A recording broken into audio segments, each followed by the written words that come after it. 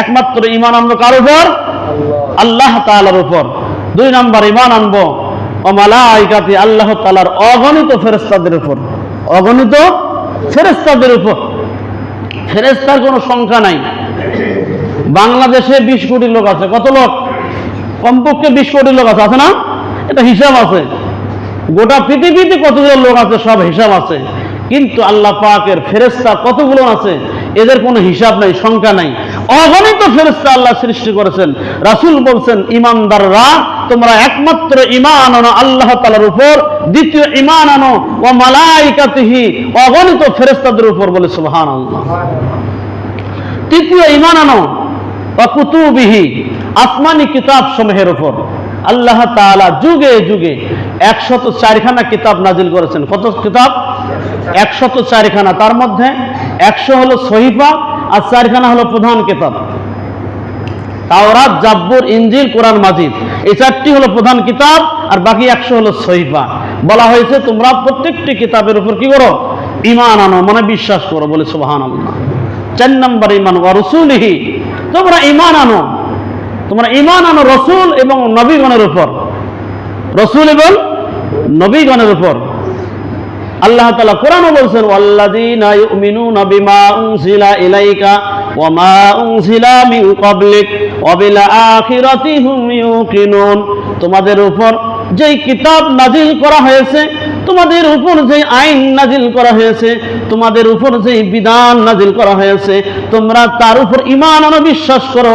এবং তোমাদের পূর্বপুরুষের উপর যে কিতাব নাজিল করা হয়েছিল ওই কিতাবের উপর তোমরা ঈমান আনো, বিশ্বাস করো। আল্লাহু আকবার।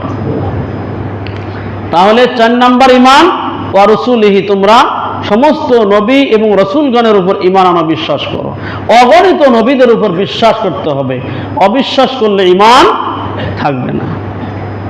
ওয়াল ইয়াউমিল আখিরি, দুনিয়া শেষ হলে আখিরাত শুরু হবে। দুনিয়া শেষ হলে কি হবে? আখিরাত শুরু হবে। তোমরা ঈমান আনো আখিরাতের উপর। কার উপর? আখিরাতের উপর ঈমান আনো। আল কদরি খায়রিহি ওয়া শাররিহি, তোমার তকদিরে যা কিছু ভালো মন্দ আসে এবং ঘটে, তোমার তকদিরে ভালো মন্দ আসে এবং ঘটে, সবকিছু মিনাল্লাহি তাআলা, আল্লাহ তাআলার তরফ থেকে আসে। মিনাল্লাহি তাআলা, আল্লাহ তাআলার তরফ থেকে আসে। এই তকদিরের ভালো মন্দ সবকিছু আল্লাহর তরফ থেকে আসে, এটা বিশ্বাস করা। এটা কি করা? বিশ্বাস করা। ওয়াল বাসি বাদাল মাউত, মৃত্যু একদিন অবধারিত হবে, হবে না? আমরা কেউ দুনিয়া থাকবো না, সকলের মৃত্যু হবে। এই মৃত্যুর পর আবার আপনাকে আমাকে সকলকে একদিন জীবিত হইতে হবে, জিন্দা হইতে হবে। আল্লাহ তাআলা আমাদেরকে জীবিত করবে। এই জন্য সকলের মৃত্যু হবে এবং মৃত্যুর পর আবার জীবিত করে আপনার আমার বিচার শুরু হবে। এটার উপর ঈমান আনা।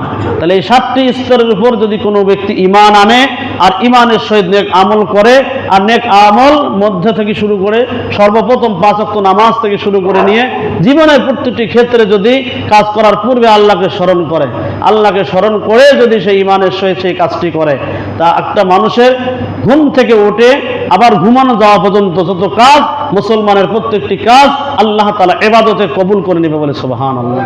আল্লাহ তাআলা আমাদের সকলকে তৌফিক দান করুন। ওয়া আখিরু দাওয়ানা আলহামদুলিল্লাহি রাব্বিল আলামিন। যারা সুন্নাত পড়েন নাই, তারা সুন্নাত পড়েন।